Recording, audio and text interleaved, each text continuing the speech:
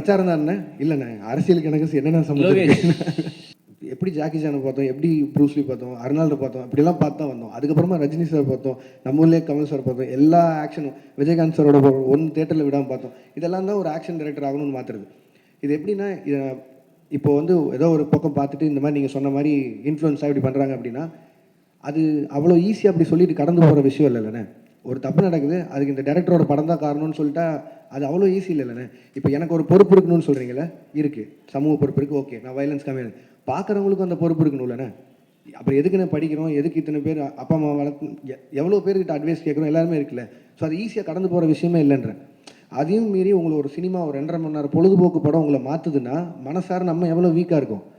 அப்போ நாளைக்கு எதில் வேணாலும் இன்ஃப்ளூயன்ஸ் ஆகும்ல, அது நம்ம தானே, நம்ம கையில் தானே இருக்குது. அதுக்கு அதை காரணம் காட்டிடக்கூடாதுன்னு சொல்கிறேன். 2 சைடும் பொறுப்பாக இருக்கணும்னு தான் நான் சொல்கிறேன்.